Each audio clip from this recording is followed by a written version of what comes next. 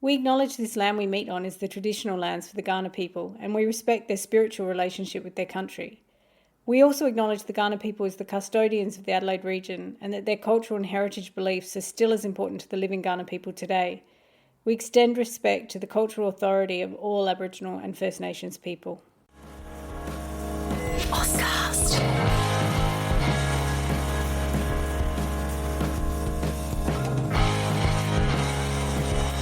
Amy And is a podcast that explores all kinds of bookish things, and that can include some pretty adult content. So please be aware that some of this content will be not safe for work or for young ears, and be careful who's listening when you are.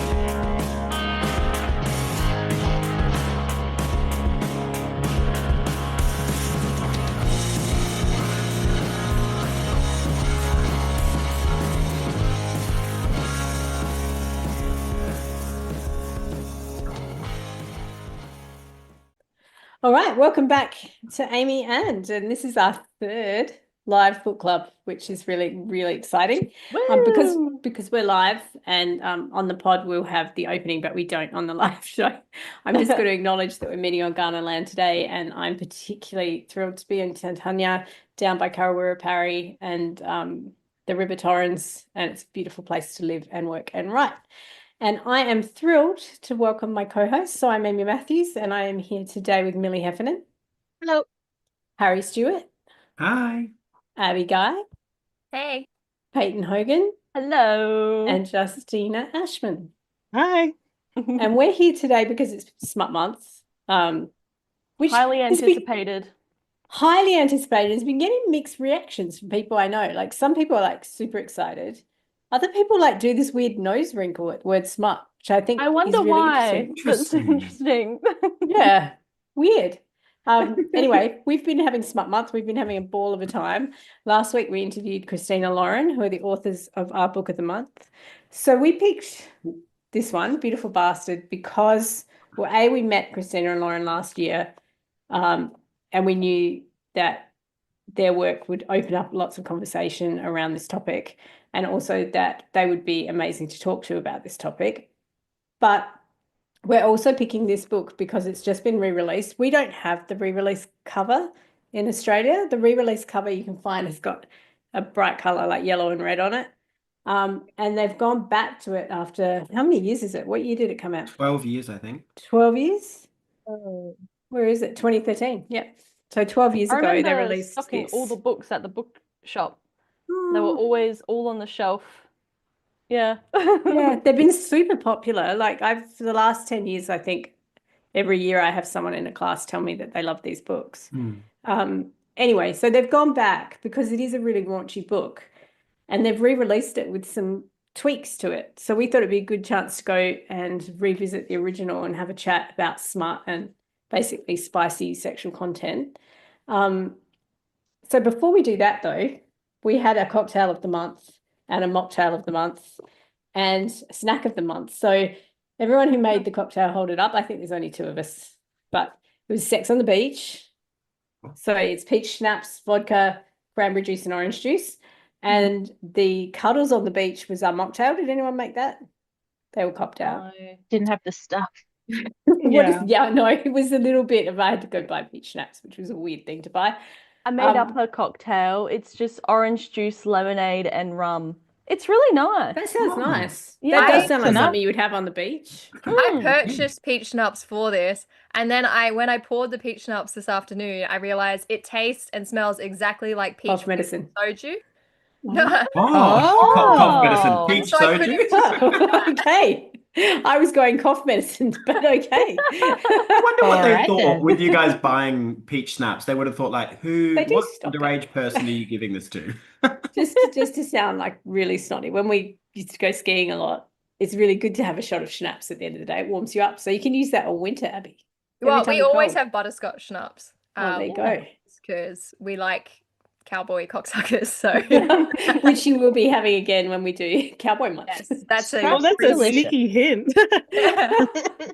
What is everyone else drinking? I have a gin and tonic, which looks like I've made it up here, but is actually from a can. Very nice. Very nice. You put the garnish in it, so it looks. I gourmet. did. Yeah. Harry, That's a cool Millie, what cup, have you Millie. got? Yeah, what have you Pepsi. got? Pepsi Max. in- but that's a Nice. very sex on the beach cup, I have to say. Pineapple? Yes. Nice. Harry, Harry's Harry's gone. gone. I was He just just looking at left. him saying he's frozen, but at He's least he froze in a froze. really nice, he looked good. I'm gonna guess what he's drinking. What a way to quit the podcast. Yeah, I know. Just stormed out. Couldn't handle your pineapple Pepsi. I think he's probably drinking a Sauv Blanc, would be my guess. I would I would assume that there is assume, yeah. wine next to Harry, yes. Is there wine next to Harry? We'll find out. Harry, do you have Not wine? me drinking out live during a book club. I know. We thought you might have thrown a fit at the Pepsi and just stormed out. Throwing a Pepsi. Oh, is that a Maybe. wine I saw? That's a Is that wine? White wine? I just lost complete internet connectivity. Oh, that may happen again. And I was like, I've connected to me now, so I'll be fine. I saw a recipe. Sorry, this is so not on the book club, but it's worth telling you. I saw a recipe I almost sent you for tonight, which is frozen jalapeno Sauv Blanc. So Oh, you that would've freeze been all the perfect. jalapenos. Easy. It would have been a spicy wine. Would have been a Wow. spicy one. Yeah. Yeah. I hope somebody screen grabs my face, by the way, just as I drop out, because it would have been like. As I I watched was Amy- literally just saying I that watched you looked everyone good. It froze on a breathe. nice, snap. All right, back to book club. So we're doing Beautiful Bastard, and I'm going to ask Abby to read the blurb for Before we us. blurb, I'm so sorry. Right as we're trying to get on topic, the spicy wine reminded me we need to see Peyton's taste test of the Oh cookie. my goodness, Oh. the snack. Yeah. How did I forget the snack? So the These? snack this month is these amazing cookies that Millie made us that you can see on Instagram. Not my and- recipe, but a good recipe. A Yeah, very good it's like chili choc chip cookies basically. and Yep. amazing. And, Yeah. and Abby and Justina and Peyton have been cooking up a storm. But Peyton, what did you do when you cooked yours? I didn't have a half a tablespoon. So you need half a tablespoon of cayenne pepper. Couldn't you get a real Um, tablespoon? I don't know how to do these things. I don't know. I thought, well, surely 2 teaspoons is like a half a tablespoon. That is correct, I'm pretty sure. At least my tablespoons that have the mil measurements on it. A tablespoon is 20 mil. A teaspoon is 5 mil. So 2 Oh. teaspoons should be half a So tablespoon. you might be a genius there. So it might It be might fine. be perfect. Wow. I did add a little bit extra though, because Yeah, just in case. but then I tasted the dough and it was really spicy. But I mean, obviously it It cooks expands. out. It cooks out a bit. Yeah. Yeah. Okay. So let's see. Everyone's going back. Oh. Oh, How'd you go? It's not too bad. Okay. good. Oh. Let's see you in about 5 Building over minutes. time, though. It will. Watching the flush come up from like. Yeah, I'm gonna go bright red. Yeah. It's getting spicier the more time passes. Amazing. But if I just keep eating, Yeah. it won't catch up with me. Yeah. Yeah. Yeah, Yeah. Nothing can go wrong here. Mine has a bit of a kick to it as well. I wonder how much I put in. I also put- I say- The base recipe is not super spicy. I put a little bit extra in, but not that much extra. And I put in That seems to be what everyone's doing. It doesn't seem like And enough. I put in the chili dark chocolate as the choc chips. Oh, Oh, nice. Yeah. that's So a I good don't idea. know- So I don't know how much of the chilies. I mean, I've had that chocolate before. It's not spicy. It's just, I used gochugaru instead, which is a Korean chili powder. Whoa. Um, Hopefully not a ton. no, I used the equivalent. You're not actually supposed to substitute it. It's a whole thing because they're cayenne Yes. pepper. It's not the same. But cayenne pepper has more of a kick, whereas gochugaru just has like a larger flavor profile. And it's really nice. oh my gosh, we should try. Now I need to cook them again. Yeah. Yeah. Snack variation. All right. But So back on if you- topic. If you have not cooked cookies, you can go onto our Instagram, and Millie has popped up the recipe for the cocktail, the mocktail, and the cookies. So you will be able to cook your own. They really were seriously the best cookies I've ever had. They were Really amazing. good choc chip cookies, Mhm. just as a base. So now I'm going to hand over to Abby. We'll finally get back to the book. If you can read us the blurb. Okay, I'm going to disclaimer beforehand that I'm now reading aloud from a thing, and that's always nerve-wracking. It's like being in high school again. You kind of stand there and hope that you're not called on. And I then also they did have this, and the edition I thrifted, and so it's like the first time in print, so I also don't know how much the blurb has changed since. Yeah. Oh. Wow, 2013. Yeah, but here we go. Whip smart, hardworking, and on her way to an MBA, Chloe Mills has only one problem: her boss, Bennett Ryan. He's exacting, blunt, inconsiderate, and completely irresistible. A beautiful bastard. Bennett has returned to Chicago from France to take a vital role in his family's massive media business.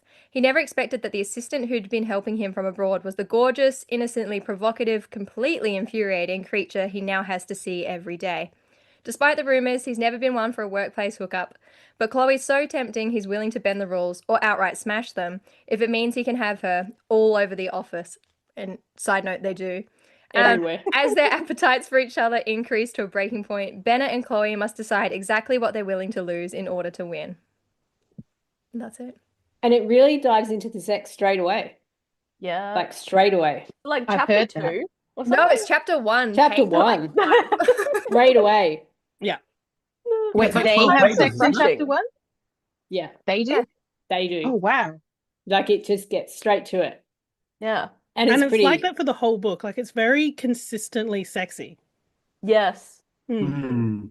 I Yeah, do. like by page 14, so it starts on page 1, by page 14. Sorry, this is not safe for work. Everyone listening, we're going to use the words. She's already giving his hot cock a hard squeeze, like by 14 pages in, straight away. Wow. This is the boss she hates, by the way. They hate each other. They do Yeah. Hot cock, a despise each hard other. squeeze. It's quite the Mm. sentence. I will Yes. say, though, Read that audiobook. having heard Christina and Lauren speak about it, and I think I heard them speak about this on a panel at RWA last year as opposed to in our interview with them, but they spoke about how they structured the book. They actually showed like a really rough drafting of when they were working on the edits, and it was edited by chapter where they were having sex. Yeah. Like the location of where the sex was is how they structured the book, and you can see Yep. that in the book. Mm. It was Yeah. really interesting because that very first sex scene that happens in chapter 1, she's like pressed up against the skyscraper. Like they're in a boardroom, The all glass. glass, and like tits out, pressed right up against the glass for everyone to see. Like they get That's straight just to it. no- Mm. Also, I felt like in this book, like I feel like we need to describe Millie's expression for those listening. If you're It's a listening, combination listen of like anybody could be. I know that that's part of the thrill. I totally Yeah. understand Mm. that Yeah. anybody could see, but the thought of being pressed up against the skyscraper glass is horrifying to me. I Like you're said just gonna be this. the whole time. I'd be like, Yeah. I said, who wants who wants to see the world before them while they're doing something like that that? high up. 20 You wouldn't want to be say, four stories Vertigo. up. you wouldn't want to Vertigo. get vertigo or anything. Yeah. I'm sure some people do. Like I don't. I feel like that's not out of the realms of possibility. I think for people do someone's- that. No. I'm Yeah. sure Yeah. people are Totally. actually doing that all the time. Totally. I loved watched how Six afterwards Session. she realized there was probably like a smudge on the window. know, and was yeah. panicking about getting it cleaned. Real, right? That's a nice realist detail. Yeah, yeah. The poor office cleaners coming in with the squeegee like here and then a little bit further down, like, Not again. Very interesting. I feel Two like it would huge be- sweat marks on the window. Yeah. I kept thinking about those guys who like abseil and clean the windows. Yes, Oh my god, on God. the outside. Can you imagine what Or- they must see? Or those even guys? better than being like, this smudge won't come off. Yeah. On Interesting. the inside. Oh, this fake tan just spread on the window. Ugh. This is why you Um, should get that job, because you might witness I such feel like maybe amazing that's not a things. reason to get I'm fine not being dangled off the side of a skyscraper. Yeah, me Yeah, too. just Talk to about a potentially fly see on the something wall. weird. So I mean, I think this book is interesting. Now, correct me if I'm wrong. This is my memory that actually this is fan fiction, right? So Yeah. it started out originally. I Mm. can't remember which platform it was on. It was Twilight fanfiction. That makes so much sense. I don't remember if Yeah. they said what platform it was, but in the interview, I mean, I've heard, I kind of mixed the interview that you and Harry did, Amy, with the talks that we heard them do during RWA and at Flinders last year. But they did really, really heavy edits. And as someone who's like read a couple of really not well done fan fiction to original fiction like transitions, I think this was done really well. Like it was, you wouldn't know. Yeah. Like they really made it its own story. Yeah, Christina wrote it as fan fiction and then I think just gave it to Lo. And Lo just like made it did a bunch of stuff to it and then sent it back. And then I think that's when they started to go like, all right, now let's put both minds onto the same document because she wrote the whole thing. And now we'll see how we can kind of like make this have a structure for trad publishing, I think was the idea behind it. But it was called like The Office or something. Yeah, it was. Yeah. Something like that. Which is so fitting. I was trying to find references and I couldn't really find that many direct things, but one thing that stuck out to me that I wondered whether or not it was a reference of Twilight was Ben saying, say it, and I'll give you what you want. It's pretty impressive that they've done that because it's so hard. Everyone's always like, take your fan fiction and sell it and rewrite it and sell it, but it's so hard to decouple fan fiction from its fandom. So the fact that they've done that and that you guys are able to be like, oh, I don't really find any references is super impressive. I think part of it is potentially the like fairly unique way that they co-write in that like I think if you want to take a fan fiction to be an original published piece of work, you have to be willing to do really quite major revisions and quite major edits on it. And that like you Amy and Harry both talked about it in the interview that like that's so much trust to put in someone to just let them like really just take it apart at the seams and make something totally new out of it. And I do wonder if that is partly because it was so long. Like it was such a long piece of writing that if you're the author of that, it would be almost impossible to know where to start when you have that many words. So it would be almost a blessing to hand it over to someone, I think. I think I would. I'm not usually someone who can hand over my work. Like I have very controlling tendencies, obviously. But obviously. Brought us all together. But I think that in that case, when you've just got an excess of material, it would be so much easier to hand it to someone. And it's interesting talking to them because they've got different strengths, I think, as writers, and they're very aware of them. Like, this is what I bring to the table. This is what I bring to the table.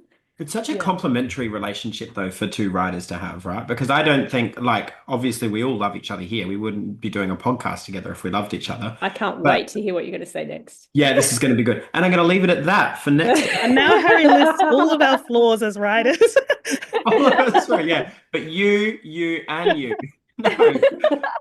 But I think it would be hard to pair up all of our styles, right? Because all of us write so individually. So it would be hard to pair up two people that can complement each other so well. Yeah, and when you collaborate, I think you have to leave your ego at the door, right? Are you creating a third voice? And I think that's so. Their work, I always find you pick it up, and the voice is so strong. Great. Like right from the first page, it just kind of there's so much energy to their prose. Yeah. And which sometimes, sorry. Oh, no, go ahead. No, you go, Justin. I was about to say, I would be so scared, and you know this, Amy, to share drafts with another writer. That would, like, freak me out. We sometimes co-write. We were doing it today. We were co-writing an article together. And it's amazing to see the perfectionists really struggle to actually do it in front of people. We even had all our anonymous stuff on the Google Doc. And it's really funny how some people are just, it's a real freeze. Like it was interesting to see some of you write in another document and then transfer it. That's what I was doing. Right to the bottom of the document. I was a perfectionist writing a different document that I then pasted perfectly. Yeah, but I feel sure about this. I actually feel like co-writing, because we once wrote a whole abstract together, Justina, and you were great. Like I didn't feel like you were perfectionistic in that circumstance. I have almost no memory of this, so you're a multifaceted human. I know it happened. You blacked out that day. That wasn't her. I was very relaxed that day. One thing I was going to say is, for me, like, because it's a fantasy, right? It's a sexual fantasy. That's the whole point of smut, is that it's not that anyone reading it wants it necessarily to happen to them in real life. It's just that it's a great little fantasy. But they're so realist with it that there were moments that I tripped up with the guy because he's horrible to her. Yeah. It's just like, okay, so the fantasy is obviously being attracted to the dickhead. Like Yeah. that is the fantasy. Exhibitionism. Yeah. Yeah. But do anyone have thoughts? Yeah, I struggled with the same thing in that I had to realize quite early on in reading this that this piece of fiction was not written for me as a consumer. Like, I am not the readership for this work, which I think made reading the rest of it a little bit easier for me because I could be like, well, this isn't for me, but there is an audience for this. There's a particular line that, because you get his perspective, which is where I find him, I find him a little bit difficult. But there's a particular line that really kind of didn't sit right with me. And I do wonder if it's because I have the very first print copy. I know that they went through and a lot of the changes they made per our interview was with like consent and that sort of thing, because of how it's changing socially.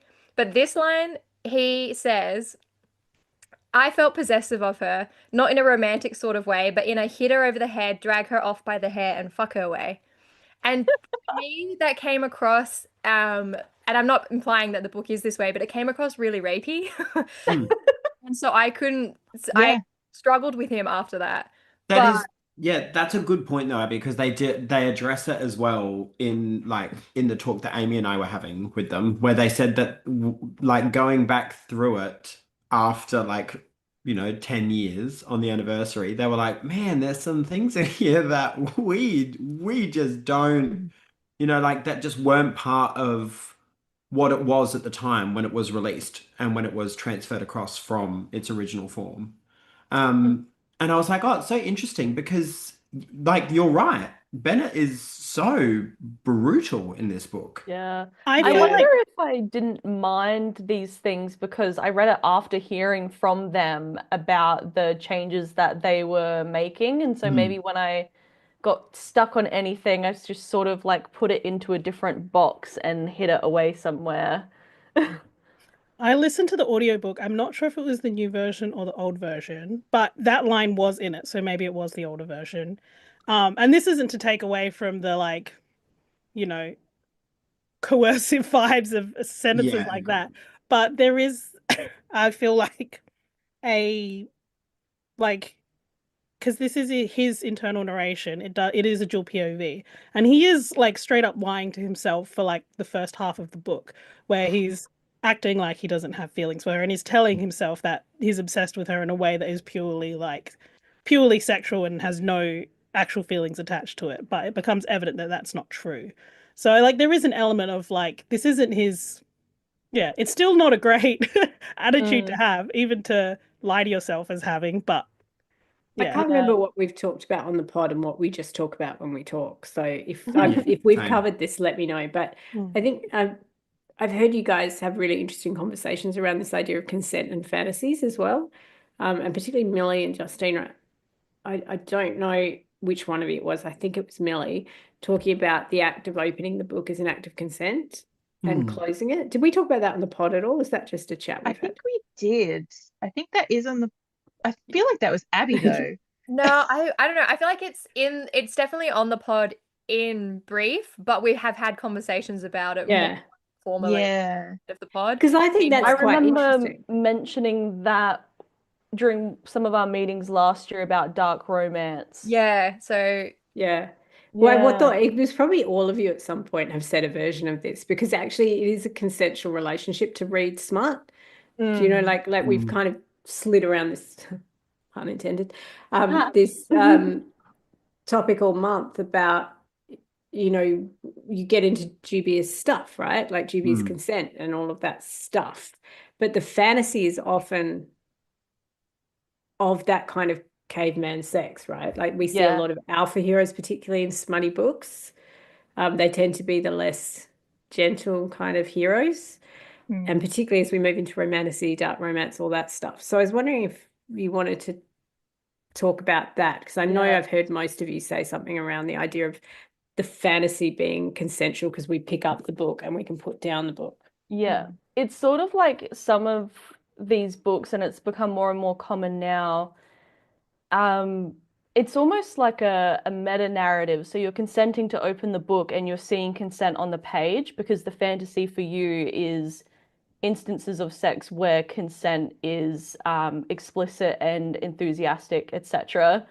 And then for some people, it's less meta and it's just you're consenting to open the book and you're immediately in the fantasy. It's not a fantasy within a fantasy. Like the fantasy Yeah. is, like you said, that kind of dubious gray area, maybe slightly taboo, Bit rough. dangerous. Yeah. Mm. Because ultimately you are still safe and you wouldn't Yeah. want that to happen in real life, but you're wanting it just in the book, in the context of the fantasy. But then again, do we think this book gives that? Do we think that from the blurb and the cover that we're expecting the kind of language like what Abby just described? Because that has to Honestly, be part of opening like there's different levels of smut book, right? So you have to I be think Yeah. part of it as well is like it is a office CEO intern Yeah. role, so you're Yeah. going to expect power dynamic. Mhm. Yeah, and it is part of the premise that he is a dickhead. So Yeah, you fair. are I agree. expecting some poor behavior from him. And even Yeah. the tagline is an ambitious intern, a perfectionist executive, and a whole lot of name calling. Yeah. So it's already pretty aggressive. It is interesting. I wonder if they'd written it from scratch now, whether it would have ended with him still being her boss. Like, because intern is a whole nother level of a powerlessness. Yes. This is not even just boss and like intern is like very Well, precarious. It doesn't end with him being still her boss, does it though? Like or maybe Or technically. yeah, because she works under his dad again. Yeah. Is that right? So it's That's not not weird at all. Yeah, it's fine. We've all been there. Still Yeah, so she's the working same family. She's more Yeah. secure, like she's Yeah. officially, right? Yeah. And she's not being like directly supervised by him. So I think they're not working together in that way, but they are still at the same company and she is. So there is still a power dynamic there in that the father of her boyfriend, I suppose by the end of it, is her boss. Like there's still complications there in that power dynamic. But I Yeah. think one thing that is important when you're reading it for that like fantasy of it is that she, even though she worries about her career, she's worried more about the image of like, oh, if people found out that she was sleeping with her boss, would they make assumptions about her? She's never worried about him hurting her, Yeah. which is really important, I think. She's never scared of him. That's Yeah. true. Yeah. Yeah. And she can always leave, right? Like there's always when she leaves, she gets to leave. He doesn't Yeah. like chase her down and pull her back like a Yeah, caveman and or actually. uses power to keep her where she is.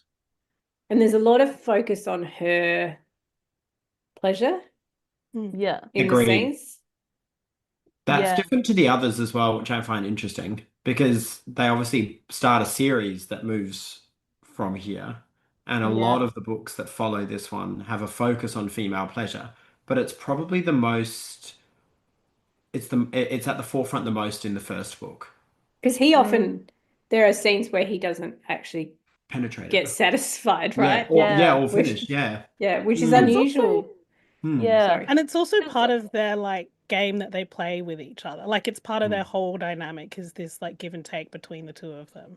Yeah. There's also these interesting dialogue choices. I'm not sure if I'm going to be able to remember them now, but he seems like he completely loses control during the act. Like it feels like she has all the power because he'll literally say like, "Oh my God, I can't stop." Like he just can't control himself, which in a way it sounds really aggressive, but somehow reading it, it felt more like he But had he was powerless. no self-control in those, kinds of I think that's situations.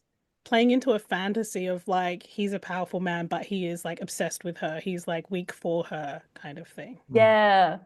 One of the people commenting on YouTube, Rowan, just said one of my favorite parts is when she gets him to go down on her, and then when she's finished, she leaves him on his knees, Yeah. tells him he isn't forgiven, and walks out of the room. Such a power.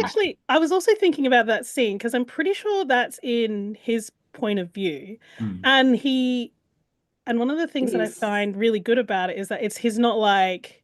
He is just as into this as she is. Like he is really, really into it. which Yeah, and because then he they talks about how good she tastes and how he Yeah. could just consume her and all that. That was that scene, right? Yeah, so I like that. Yes, they have this like dynamic, and where she's like, yeah, that whole like, well, you know, you need to earn my forgiveness type thing, but it is still playful. It's not in a way that sex is ever being used as an actual punishment. Yeah.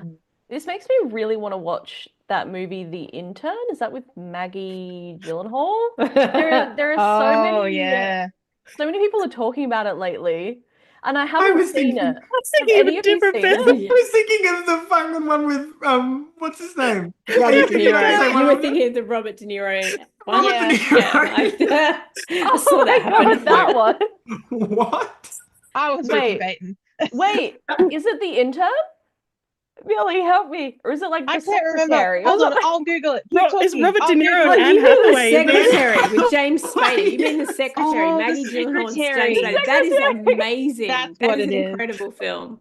No, The bit the where he one with pairs Robert De her. Niro and Anne Yeah, Hathaway. obviously. And she dominates Man, that was the them. sexiest film I've Obviously. ever seen. You mean the one like because that's a really interesting film around not just the power in BDSM, but the vulnerability and the caretaking in it. Yeah. Like I Yeah. always remember the scene where he cleans her after, like when she proves her love to him by not leaving that chair.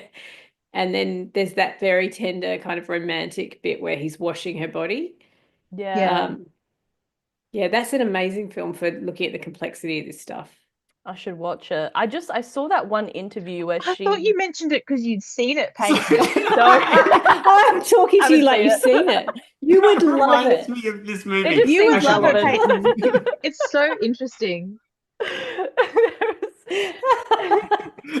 explains Oh, we why you should thought it have was Robert Peyton De Niro. name films randomly, and we're A just all double trying to bill. guess which one. We need a double bill of the secretary and the The intern. intern. Yeah.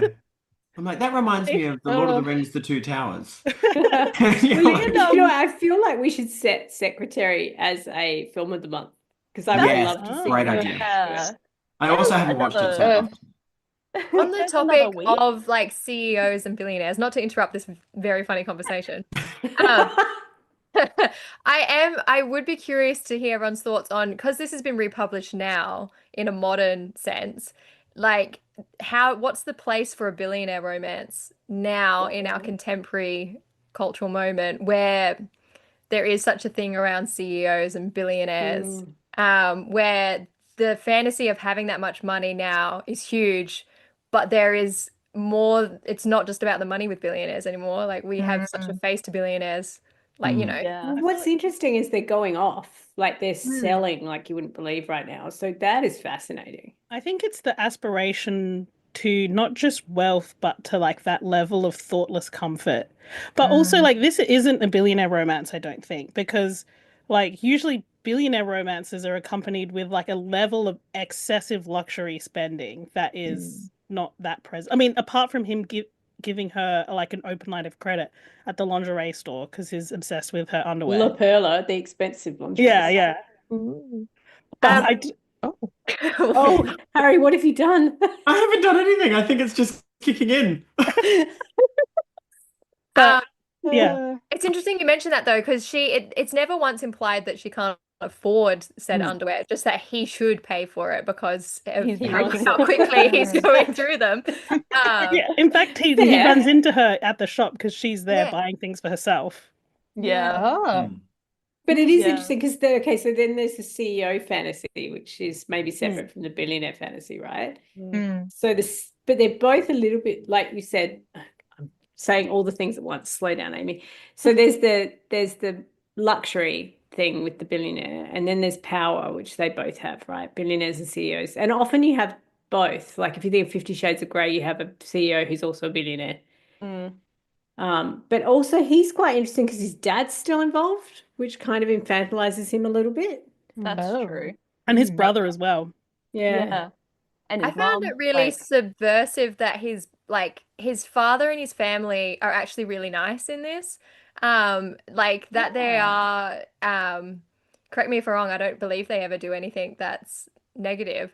no. And watching a lot of K-dramas, my knowledge of CEOs and billionaires, like dramas and romances, comes from K-dramas. But in those, the family is such a kind of an issue for the couple because they are so negative and quite brutal. But in this, his family is so kind, which I quite liked. Not once did his mother rock up in the middle of the night and offer her money to leave him. Exactly. Yeah. Exactly. I feel like I it think makes that's where him. Sorry.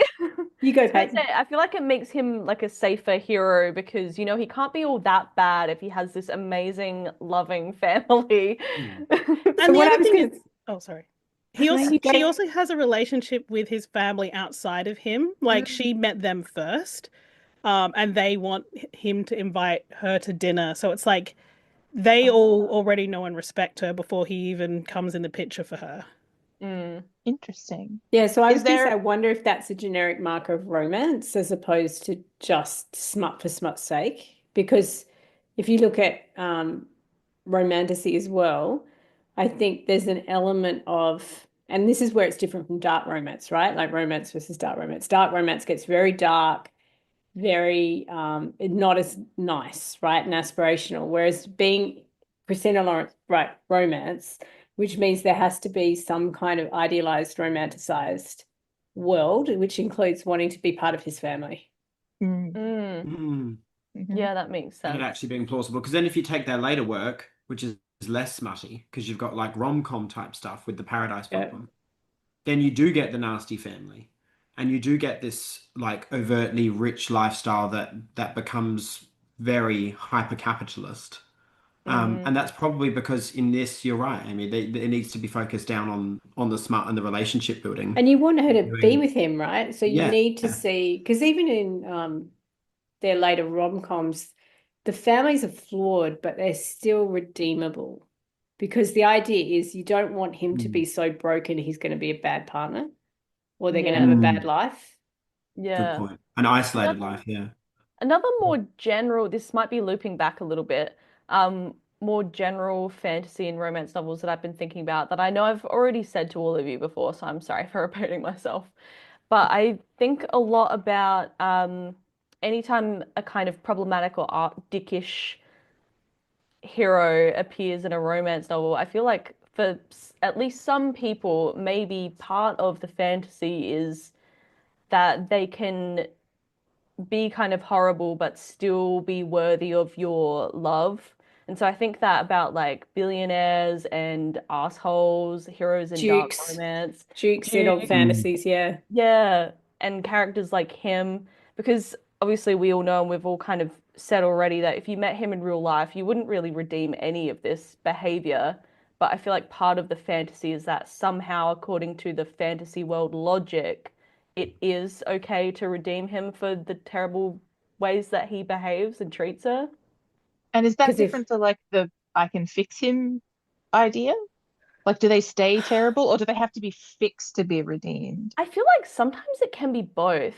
In this one, he's much softer at the end. Maybe it's more so in dark romance. Yeah, I feel like in they the grand behave. scheme of alpha heroes, he's really not that bad. But this Yeah. is like the bar for being that bad as an alpha hero is pretty Yeah. it's pretty low, I guess. Yeah. But yeah, he does become a bit more softer, a bit more vulnerable. And I am thinking about sort of towards the ending of the book where she gets actually really upset, not so much because he's done something really dickish, but because he has, I don't know, perhaps quite affably been quite belittling.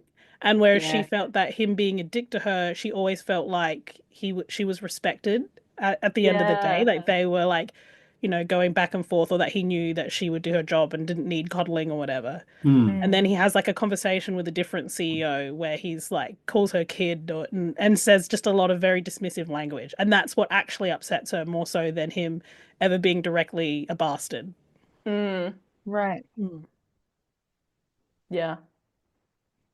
So, I mean, I think where the conversations get interesting around these genres because they're so popular, alpha holes, right? And dark romance now, like these kind of bastard heroes. And a lot of people are kind of conflicted because in their real life they would not date this person because it conflicts with their values or their politics or whatever. Do you guys read these heroes for fun? Like, can we tease apart what's the difference between? And I obviously, have read this is a more bunch for the of them. straight ladies, maybe. But do you struggle with, like, is there a point in the book where you go, ugh, no, or can you go with the fantasy? I feel like for most of them, I can go with the fantasy. It also depends how critically I'm thinking about it as I'm reading it. So there are there are some Some of them. I remember last year, should I name the book that I'm talking about? Go Or on. should I? Do it.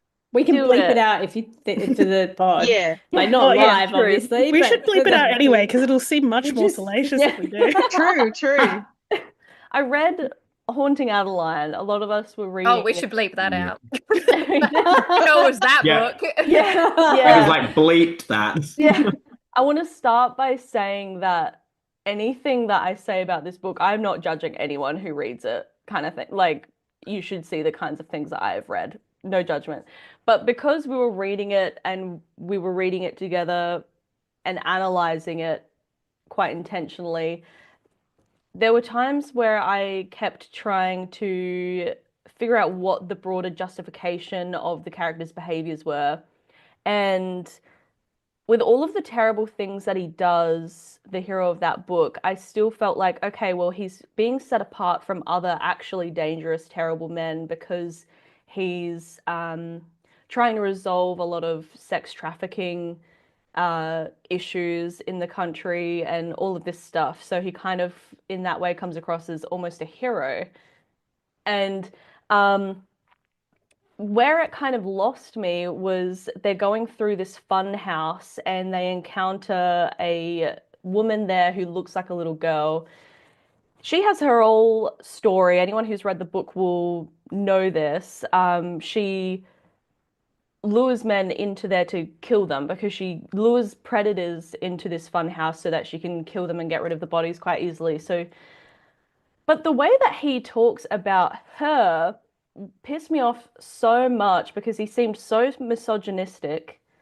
And I realized that the heroine seemed to me, as I was reading it, suddenly he didn't actually respect women. It was just that she was the exception of all women, because the other women in the book that he talks about, I didn't like the way that he thought about them or belittled them. Especially when, like, a character like her in the funhouse, I thought she's kind of badass. Like, she's luring predators into this place, that's right. killing them. Yeah. Like, that's so cool. But he's treating her like a nuisance, like a little annoying girl, yada, yada, yada. It really bothered me. So sometimes I can follow the fantasy, and then sometimes I can follow the logic of the text within the text. And then other times it does lose me. I can no longer see what the grand narrative is or how it's supposed to resolve anything. So if we circle around to, sorry, Abby, you go No, first. no, you're okay. You go. No, because I was going to move it on. So Oh, you can I say I'm your just thing. just going to quickly say that I find reading these, I can't follow the fantasy, and that's purely because I am reading them analytically. I've never read these novels for fun, but it's because I'm aware that it is not my fantasy. Yeah. So there are other novels that do meet my fantasy, and I will read them, and I can overlook if there is a glaring issue in it, I can overlook it because that's my fantasy. Yeah, and I So- think that's Yeah. that thing about don't yuck someone's yum, right? Is the Yeah. idea that everyone has a slightly different fantasy.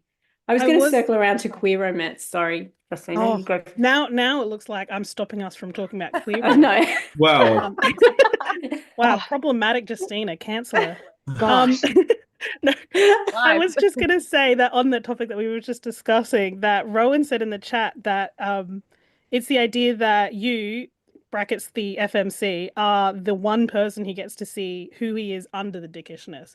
So it's like, I mean, I don't think it necessarily means he's misogynistic to everybody except for the female main character, but it is that idea of being like the exception, like being special in that way. That is Seeing a the fantasy in vulnerability under itself. the power, right? Like seeing under Mm. the patriarchy to the vulnerable humans beneath.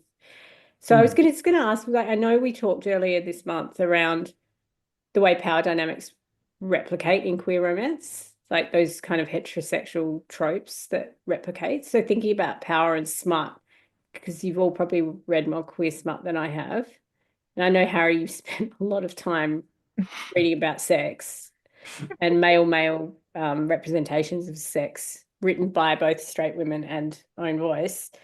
But is there a similar kind of power dynamic that plays out where you get this kind of belittling and because, you know, yes, she has the power in sex in Beautiful Bastard, right? She's often the one that has the power to walk away or be satisfied, but ultimately in the real world, he has power over her career and her.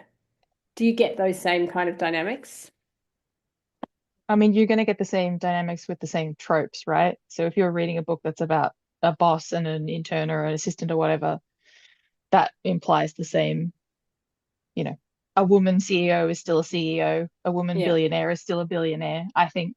So in those instances, yeah, it's pretty much, I feel it's pretty much the same.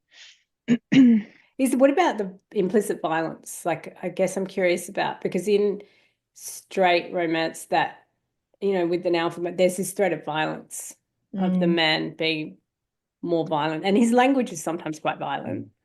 I think that's definitely gone, at least speaking on the sapphic side, that's gone for, what's the word? Not normal romances, but I was going to say basic, which is also not correct. Tamer romances, like whereas when you move into sweeter ones, but I just mean as opposed to something like dark romance. Only because I've read a lot of those because of our particular interests.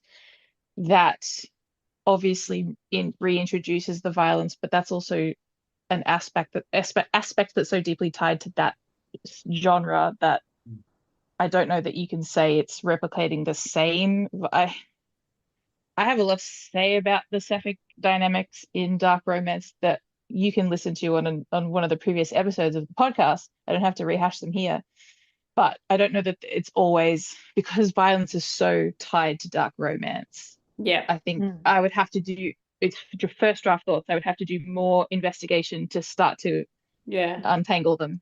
You're because right. I think it is kind of like part of the tropes and conventions of that subgenre that readers are expecting to get when they open a book that's being marketed to them as dark romance. So yeah. But even not dark romance, I think even alpha heroes, like even if you're reading I don't know, like Mills and Boon presents, hey, pussycat. Oh, so cute. Even if you're reading like or not even, if you're reading something like that where an alpha hero is like a thing, I think alpha heroes come with a threat of violence yeah, I agree. In cis-het kind of romance. I think in cis-het romance, you definitely see it, and that, at least from my perspective, in gay male romance, you definitely see it. But you see it because of the reinscription of the binary onto the two men, regardless of whether or not it's two men. One is feminine assigned, and one is masculine assigned.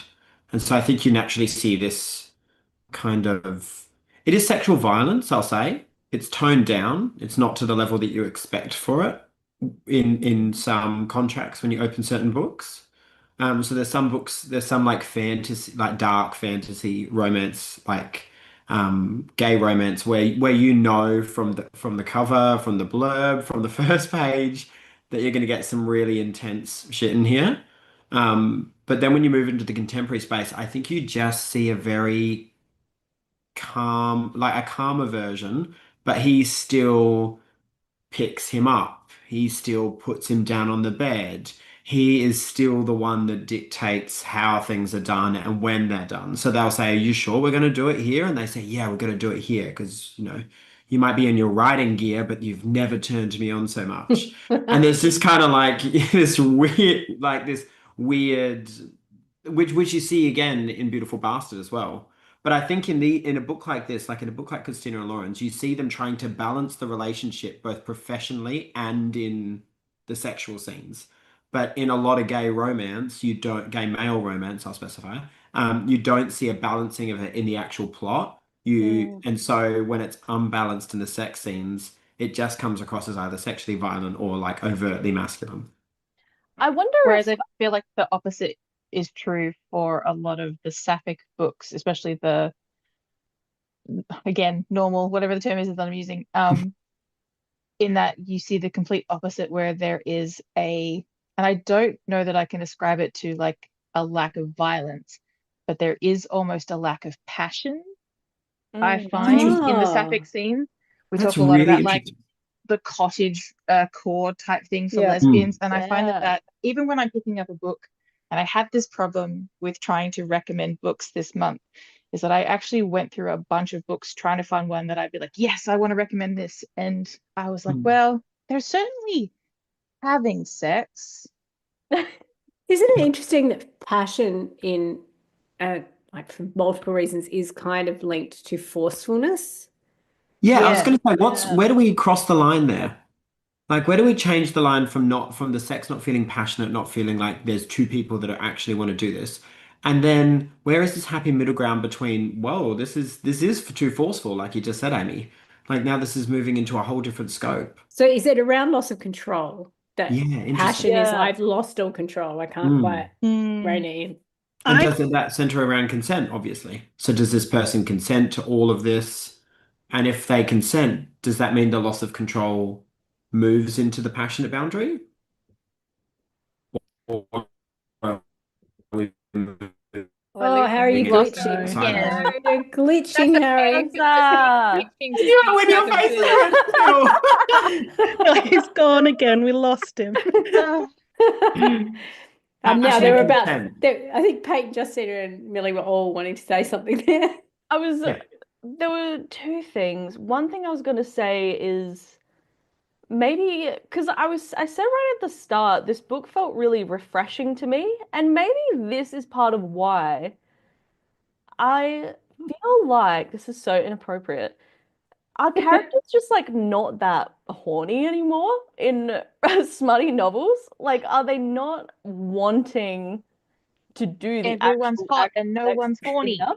Yeah, it's such a Like, weird thing to say because I know it's lovely to infuse it with so much romantic meaning, but part of why these books are so fun is because it is just pure horniness. Yeah. They don't love each other until the end, and they've been Yeah. doing it in every chapter. well, I mean, I don't necessarily think it's true that they don't love each other to the end, because I think what makes the passion so palpable in this book is how much they're like constantly yearning for each other. I think, and I found it really interesting because I also struggled to find Rex for this month because I don't read that many books that I think would classify as smut. Same. I Not picked good. old school because that's what I have Yeah. read. And then after reading this book, I was like, I don't know if the books I recommended count as smut, if this is what our standard is of like the amount of like on-page sex. Because Yeah. yeah, one of the books that I'm reading that I did put in the rec list because I don't think it has enough sex on the page to count as smut, but definitely has that like yearning and that passion behind it, is called Whenever You're Ready. And I've blanked on the author's name, but you know, whoever on edits this, Instagram, put everyone. a little subtitle. It's hard But when these books are older Mm. too, because this would have originally just been classed as maybe erotica. Like smut is such a recent category in trad publishing that this probably doesn't Well, fit they it used to have. perfectly. They used to hide them, right? Like, so the old Regency romances and the old historicals that had the step back cover, you know, had the nice pretty cover, and then you open it and there was the clinch with Fabio kind of thing. They, by the 90s, they had very long sex scenes. So Stephanie Lawrence, who's an author from Melbourne, she would have 25 pages of sex every time, and they would have sex a lot once they started having sex. So I feel like it's been there on the shelves of romance. It's just not had a lot of attention called to it. And there were books, but you're right, there would used to be an erotica section usually right above the romance, like Out of Reach of Children. And they would be, I think there was just very little plot and it was mostly sex, sex, sex, sex, sex. Whereas these books still have plot and they They still have do. character development. I was going to Yeah. bring this up back when we first started talking about the book and all the locations that they have sex. Oh, we need But- to cover that, by the way. I mean, I think it makes sense that when they edited it, they structured it around that those locations or like the sex scenes, because the sex really is the plot. Like the inciting incident is them having sex at the office, and then like when their personal journey and like the plot of the story progresses, it's often so inextricably tied with sex scenes. And like when they go to that conference together and they're in the hotel together, and their sex becomes a lot more tender and their relationship becomes a lot more like loving, and they have this conversation of like, hey, are we actually going to do this for real? Like you see the changes in how they're having sex and in the actual sex itself. So it's and what like, I like about that too, Justine, I think that's a really wise observation, because I think that is what romance has often done, is shown that sex is a site of connection, right? And it's a moment where you see each other and you develop your relationship. But what I like about that too is it takes sex back from porniness, right? It takes it back from being a visual medium where they're getting you off to saying sex does more than just that. Like romance sex is saying sex is not just a biological relieving of one's urges. There's a lot more happening there between two human beings, or sometimes more, like between human beings. There's these exchanges going on, and these recognitions of humanity, and these vulnerabilities, and these getting closer, learning each other. There's all these things going on that can still be super horny, like Peyton said. Yeah. Without reducing people to objects. Yeah. Yeah. Yeah. Something that I feel like this is going to be such an annoying segue, I'm sorry, because this is such a good conversation, but I remembered something I was going to say earlier that I totally forgot until now. When you're talking, Amy, about like inherent violence and power dynamics between men and women and straight romances, it got me thinking about whether maybe part of why people interpret different romances so differently from each other is because some texts ask you to pretend that that inherent violence doesn't exist. Yeah. And then you just take what's happening in the book at face value. And not everyone can or wants to do that. For some people, that inherent violence is inherent and always will be, even within a text. And then for some people, you can pretend for a little while that it isn't there, maybe. Yeah. Yeah. I think that's true. Well, we haven't got too much time left. So I thought Peyton has planned a little Peyton fun game for us, which is linked to the idea of the fact that in this book they start having sex pressed up against the windows of the skyscraper, and then they proceed to have sex everywhere they go.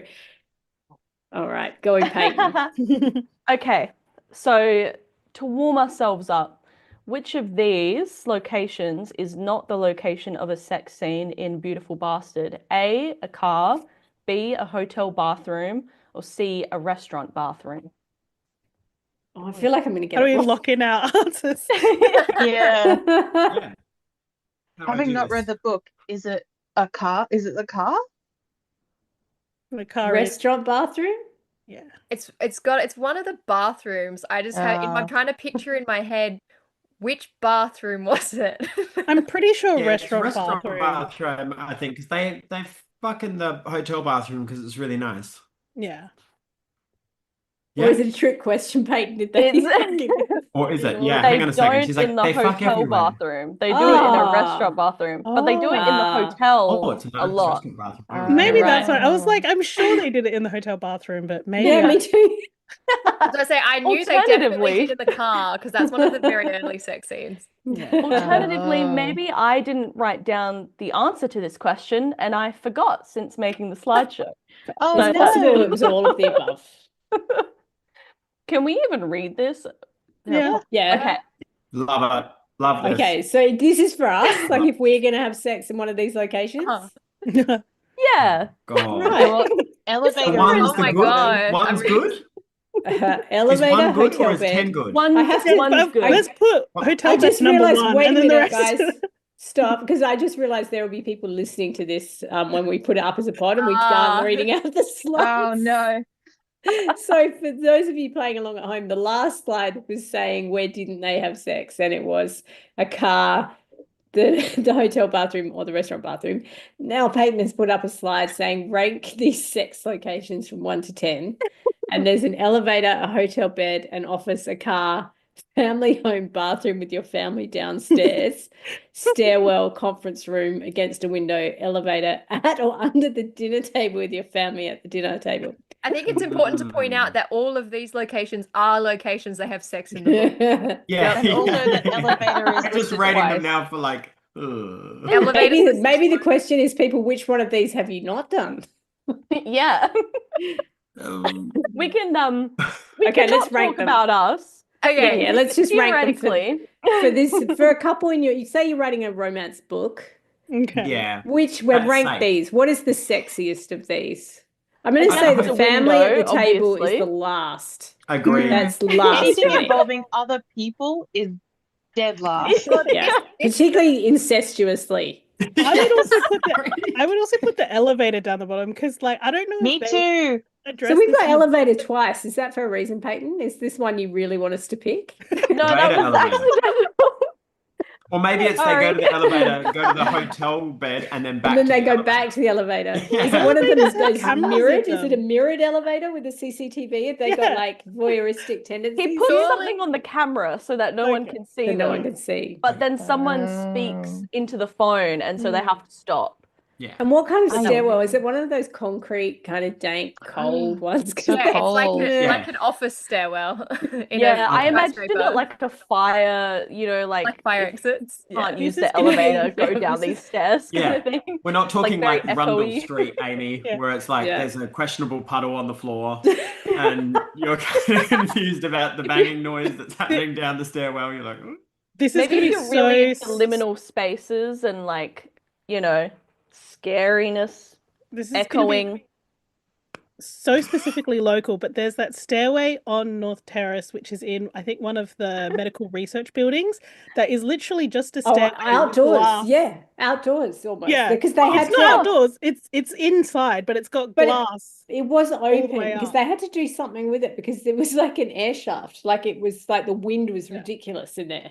So So they if closed anyone's it over. listening who's not from Adelaide, Yeah. it's going to mean nothing to you. But Yeah, but All there right. is this big glass staircase. I on the think that's outside going to you can be see. that specific staircase has to be number one because it's a 2-for-1. You've got Yeah, well voyeurism. and against a window. Yeah, done. Oh, Yeah. true. And yeah. office. And your It's office. the 2 for 2. And also, you wouldn't have any sweat marks if you're in a nice windy tunnel, would you? Where do No? okay, extending this, where is the we asked Christina and Lauren where, if you were writing a book, is a place you could not make sexy? Where is one that would just like, there's no way we can make this? Oh, well done. Oh, Sorry, I perfect. stole your question. Ah, Peyton's just Oh. put it, for those listening at home, that Peyton has put up another slide that says, what would be a hard wink wink place to locate a sex scene? Where would you never Wink, locate a wink. sex scene? Where would you locate a sex scene? A hard place to locate a sex scene. I would say in a house, in like the area where everybody leaves their bins. Ooh. Yeah, lots of Yeah. logistics to consider from cloud smells to car. rubbish. Sometimes Yeah. it's pebbled, like, Yeah. have they got footwear on? All types of things, I do think like anything that's associated with being like actually filthy in the literal sense, like where there's Mm. actual like dirt and grime and germs and rotting things, absolutely not. Your about, grandma's like- house? I think your grandma's house would be pretty hard. Yeah, that's pretty. Mm. What I mean, about I know like a people- barbecue? That's a bit weird. Like while cooking. A barbecue, the object? Yeah, like what if you're Yeah, rather than a barbecue as in a family barbecue. Yeah. Yes, as in an object. No, not Both are fucking the bad. object. No, no. That's a different I mean, genre. while cooking a barbecue, I feel like that would be a hard thing to Oh, organize, like locate a sex scene. There's lots of Oh, safety. especially if you're actually at the at barbecue. the, I mean, at the Because- barbecue. Yeah, because there's so much Yeah. oil splatter. You people agree. Yeah. That's hard. Really appendages bad. would get burned. Yeah. Yeah. Is that a sausage or It just had somebody in the YouTube say Coles supermarket or Coles. any Oh my supermarket, Oh, Yeah. which is quite the funny. lighting butcher's? alone. A butcher's is pretty A unsexy. butcher's is a bit rough. Yeah, Butchers is a big one. especially. If I the also house think is the involved. Coles supermarket, I just think there's a lot of space for a Coles and Woolies, enemies to lovers. Oh my God. Like And- Romeo Juliet Forbidden Love. And you Great could call it idea. the night fill. Yes. Oh, That's so beautiful. Oh my God. Remember this, Christina. This is a Oh. tangent, but it makes me think of that Lucy Dacus song, Night Shift, where the chorus is, right. you've got a 9 to 5, so I'll take the night shift and Put I'll it on never the see you playlist. again if I can help it. Like, Like if you that's think the about dark moment in the supermarket romance. if we think about office Dark places, right? supermarket romance is something I need to see now. I just Well, think that's a genre waiting to happen. When we go to Flinders, do you ever walk into any of these rooms and be like, "Yeah, this could do"? Nobody thinks that. Right? Like, Oh, if I was having sex at Flinders, I would be like, "My life has taken a turn for This the is serious sad. worst." yeah. You're like a location scout. Everywhere Except- you go, you're like, would I? I have to say, I'm Would not at I? not at Flinders, but at another institution that I know of, they actually put glass windows in the doors to all the postgrad offices because people were watching porn. So the security guards could walk past, and so no one was watching porn on Oh, there. Oh my That's what I God. thought. I thought you were going to say that the students were having sex in the offices. did I'm I. sure they Right. did. Come on, Yeah. like you've got a bunch of people in their youth. Yeah. Anyway, we're stressed running out out as of hell. time. I was going to say, this is getting Amy's like, We're getting loose. nosy We're getting off here." a tangent. Wrap it up. Anyway, I'm going to just we have to do say, a giveaway in a minute too. I think for Oh, yeah. Abby should totally locate a sex scene in a swag. Just bookmark that idea. For That is a Double. reference for those who don't know to an earlier episode. Love All right, so we're going to give away a copy of Beautiful Bastard, and then Harry's got our other giveaway. Have you got it there? Oh, I did this We last. never have it ready, honestly. It's around Andrew Halloran's Dancer from the Dance. Yeah. So I have the Peyton, winners. You have the winners? Yes. You read them Okay. out for us. So, sorry to everyone, I'm reading out your Instagram things. For Beautiful Bastard, the winner is Rebecca_bad. Woohoo. And Dancer from the Dance, the winner is Miss Cleo Taurus. Woohoo. Oh, So if our lovely. winners, so Miss Cleo Taurus and Rebecca_bad, Yep. if you could DM us your details, we will post these out to you or get these to you. I know Cleo Taurus, she's a drag queen. Oh, right. I So was you going to can say, I pass was that like, on. that's got to be a drag name now that It's I'm very saying funny it if we put it loud. Great together. name. Well, you can either Queer grab smut. it from Harry or you can DM us your poster and we'll post you out your copy of Quite your a book. fitting name for Smut Month. But congratulations. Next month, we're going to do that slightly differently. We will also have a copy of a book to give away, but we will do it to people who attend for the YouTube Live.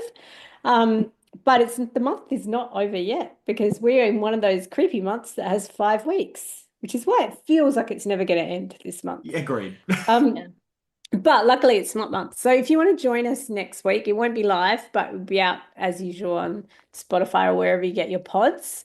We're going to do a special episode called Amy and After Dark, where we're going to talk about dark romance and taboo romance and all the kinds of smut that are slightly questionable.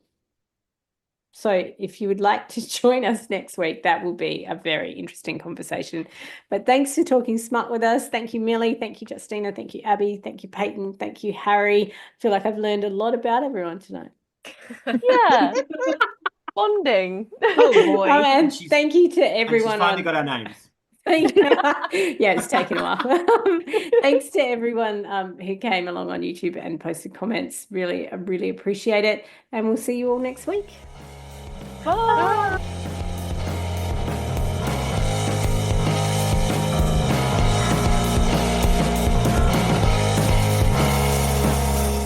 Amy And is hosted by Amy Matthews, Abby Guy, Peyton Hogan, Justina Ashman, Harry Stewart and Millie Heffernan. This podcast is recorded on Gardenland with music by Anthony Wignall and Mass Wisteria.